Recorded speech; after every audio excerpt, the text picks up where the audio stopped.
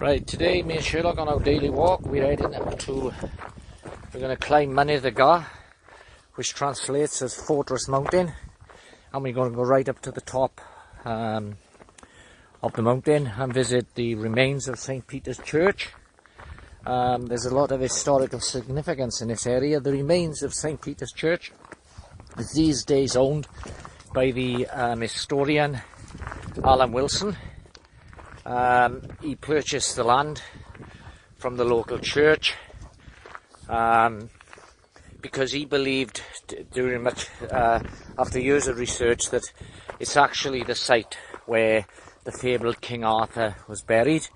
In 1993, an archaeological dig was done at the site, and a stone was found which bore the inscription Pro Anima Artoris, which basically translates as for the soul of Arthur. This find made headline news back in the early 90s, but it's been rubbished by the establishment, the historical establishment. South Wales, just one side is looking over at Glamorgan and the other side is looking down at Llanarran and Brynna. They don't want to believe that this little place, for whatever reasons, is the burial place of the fabled King Arthur. But a lot of Mr. Wilson's evidence is compelling, and if you just type in into Google Alan Wilson and King Arthur, you'll find the story of the history of why he believes King Arthur was buried here. I like to think the story is true, and that when I was a child I was being brought up within the shadow of King Arthur's grave. Anyway, quick 360 degree view of what I'm seeing at the moment. We're at the bottom now of Mynydd the Gar, or Fortress Mountain, so let's do a 360.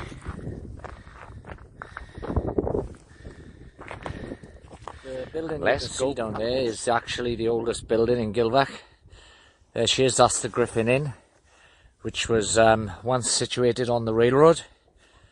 The railroad now, the site of the railroad is now the bypass, which runs down from Tonrevel to Gilvach, and there are a couple of factories. I can remember when I was a kid the railroad being there. I can't remember trains running on it. So that was well before my time, but I remember the old railway tracks still being there. And you'd have to step from sleeper to sleeper. In between the sleepers were chip-ins, stones, much like the surface we're now walking on. Now this climb that we're going to do up this mountain was, until recent years, quite arduous. But since the erection of a wind farm, they've put new roads, new access points for them to get the vehicles up and back and forth the wind farm. So it's made this walk a lot easier. I don't know if I like it. I prefer it as it used to be, where you had to walk through marshes, climb fences, get scrambled by brambles and trees. But anyway, that's progress, I suppose.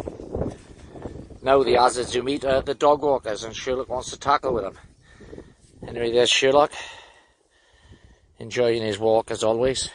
The thing we come to on today's walk is the ruins of an old farmhouse. I remember the farmhouse being here. In fact, a friend of my uncle's used to live looking at Mynydd the Gar and that obscene wind farm. Mynydd the Gar, of course, where King Arthur may or may not be buried. We're going into the structure of the old farmhouse now. This outer wall here is the original wall of the farmhouse. And as we enter, we're into a new building project. There are new floors. Wall there. The view you would get from this room, which I imagine, given its position in the house, would probably be a sitting room. There's the view of Mynydd the Gar, Fortress Mountain.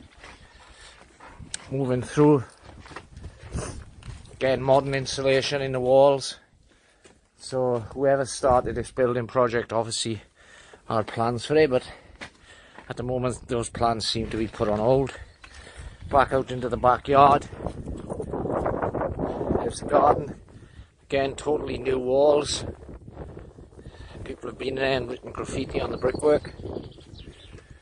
There are sheep there, which a mother and a couple of lambs, a ewe and a few lambs. Are the remains of the old septic tank, where the sewage and so forth would have gone. And it's probably connected somewhere to the main water system. Ancient trees here, that's the old lane that leads down to Thomastown. The first level now we're looking at, it's only that mountain over there we've got to go over before we come to the ruins of the church. I've got an app on my phone which maps you right, and it's told me that for so far we've only been walking for 29 minutes. Now, back in the day before the wind farm, you would never get this far up the mountain in 29 minutes. It's an easy walk now, as I say, on that new road they've created, so it doesn't take half as long as it just did. There we're looking back down on the ruined farmhouse we were just inside. Sherlock's He's old Sherlock, getting bored because he's tethered to a post. So anyway, we've just over a mile, and I've diverged from the new modern road, and I'm onto the old country lane that was here. So it's a bit more of a winding way to the summit, following the old road, but I just fancied it because I'm old school, and I like the fact that I prefer to walk on this old parish road, which has been trodden down by centuries of feet, rather than on that modern monstrosity which was built because of these big massive monstrosities now which dot the Welsh countryside with their bloody wind turbines. But I suppose it's a mixed blessing because it has opened up the countryside, but they hardly enhance the landscape. So anyway, we're moving down now over through the old parish lane, just waterlogged in places, trying to ignore the sound, and you'll be walking over terrain like this for the entire walk, which is why it would have took a lot longer. Lovely clear waters there below us. Again, this water you could drink straight from the stream. All of these mountain streams will do you no harm at all. Now, and we're in amongst the wind farm now, really close to the windmills. In fact, we're surrounded by the beastly things. So this is the modern contribution to the landscape. I'm far more in favour of the ancient contribution that we're about to go on and see now. But let's have a 360 now that we're nearly at the top. So we're starting off looking up towards the summit of Mynyddygar. Beyond that peak there you can see like St Peters Church, so we'll be seeing that in a moment. Let's do a 360. Going down now, looking at Cardiff there in the distance, the mountains of Cardiff. Here we go, looking back at the Rhondda valleys now. We just passed Tonrevel, Trebanog. We can see Penrhyfyr from here. And coming around this way, we can see the mountains of Gilvach. Coming right round over that area would be Black Mill. Glenogw leading down to Bridgend, and we're back where we started. There are the remains of the church.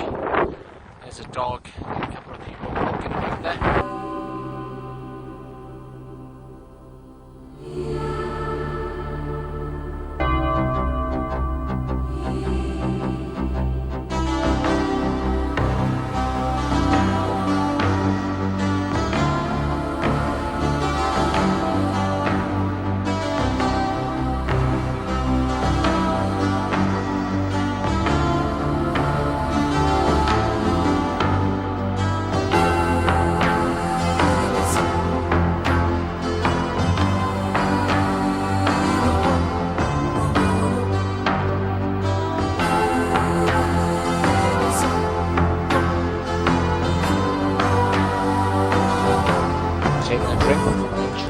Which is just outside the church grounds.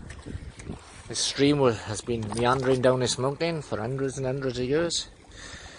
These trees here that we see in, these are old ancient trees that maybe have even been here back in the day when the church was actually a going concern, and even further back before the church was here, and the other structures of which evidence was found underneath. Now,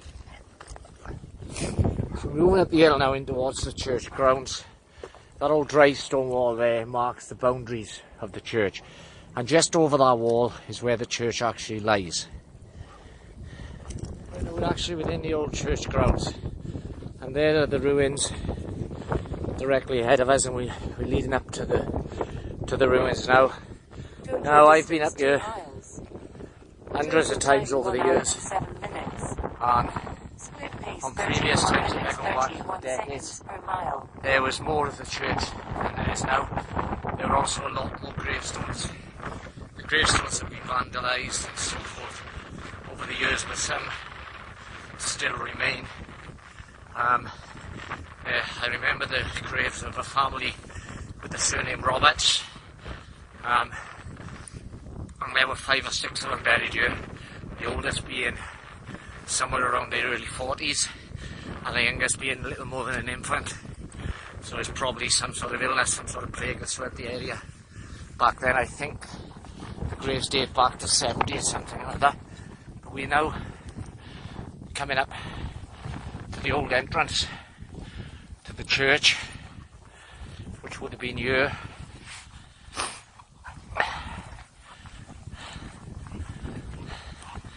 This would have been the entrance that we're walking in now.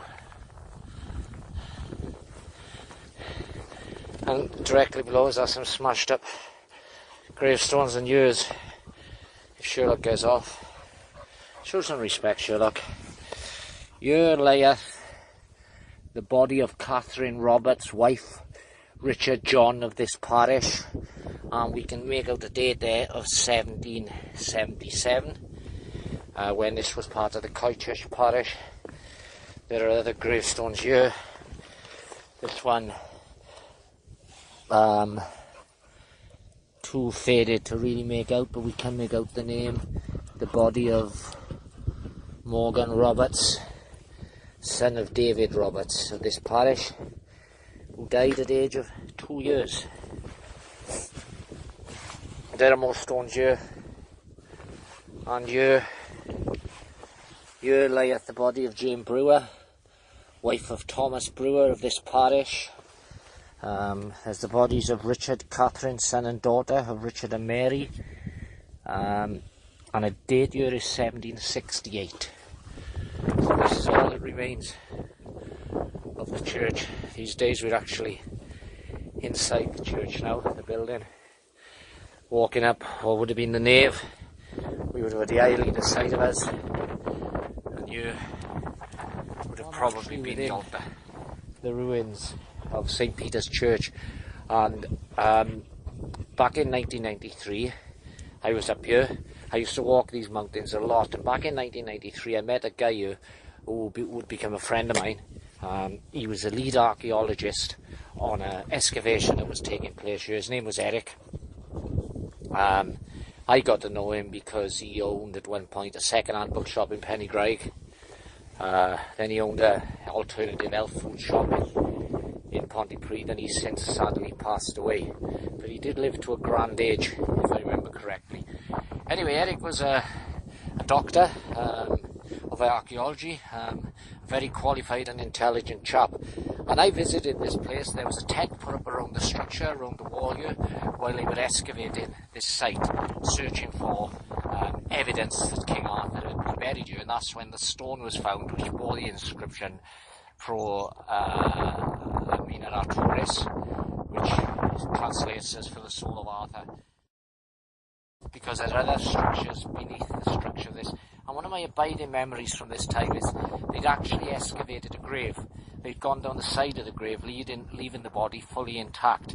So the right side of the skeleton had been exposed. You could sort of imagine a body lying like this, and you could see the total right side of the body. And what struck me, and it's still vivid in my memory, I can see it now as I'm talking about it, is that you see skeletons on various movies, and they're always white, bone white. But this skeleton was red, sepia actually. The bones had been dyed over the centuries in the deep clay soil which exists underneath this church. But I do like to think that Alan Wilson and the chap Beckett.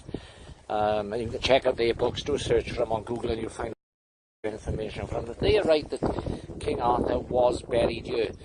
The fabled king was killed elsewhere and brought here because this area was presumably of special significance to him. Now Arthur would have been a Celtic king, and yeah, I know that the theory of a unified Celtic people has been debunked, but that's not to say that the Celts didn't exist. What it basically says is that the Celts weren't a unified people speaking one single language, but rather a group of people occupying different areas in the Dark Ages, all over Europe, all over the continent. And the Welsh people wouldn't have thought of themselves as Welsh then, because Wales as such didn't exist. They would have thought themselves as Britons. The word Celt would be alien to them, as the word Celt, and the way we use it in a modern sense, as is a much later invention. But there is a lot of evidence that the King Arthur, if he did exist, and I believe he did exist because after all someone kept the Anglo-Saxons at bay for a long period of time. So King Arthur, if he did exist, then he has got strong claims to Wales, even though other areas have kind of claimed him over the centuries, claimed the myths.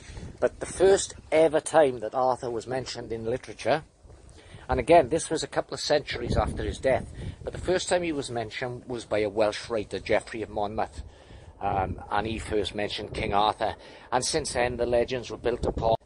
You know, it's kind of amazing to think that my feet may be on ground beneath which lies some great stories from history. But when I'm standing here, whether it's my imagination or if there is an essence here, a feeling, you can feel the great history. Not only because we're standing in the remains of a church, but there was much here before the church actually stood here. So anyway, that's just a little story. So we pay great respect to the memory of King Arthur. Walking on another ancient footpath, another ancient parish road. There are the ruins of the church behind us on the mountainside. You can see them there. And you know, the age of some of these trees just fills me with awe. This is a very, very historic area, not only for the remains of the church, but because of its possible connection with King Arthur.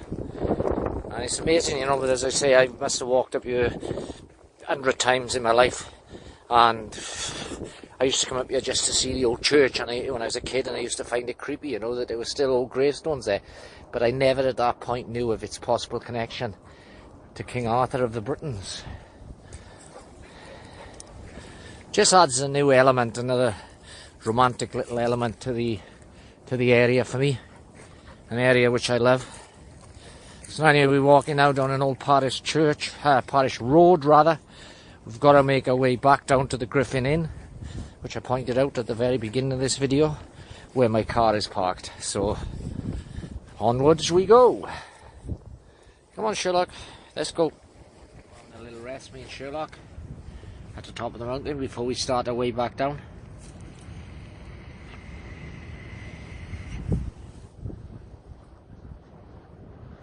I do like it up here, and I'm fully aware of the historic importance of the area, but then that's kind of all land is historic, isn't it? I mean, because this landscape here is no different to the landscape anywhere else. The land was here, it's been here forever. It was here during the Ice Age, it was here during the prehistoric period, during the Dark Ages, during the medieval period, and it's still here in the modern world, and it'll still be here when we're all gone.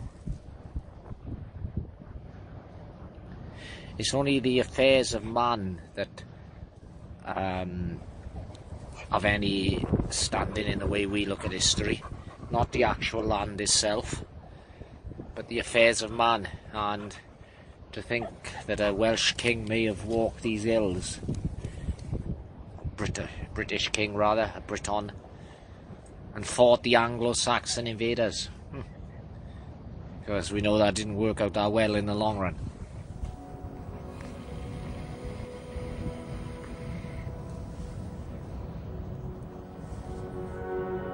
But it's interesting.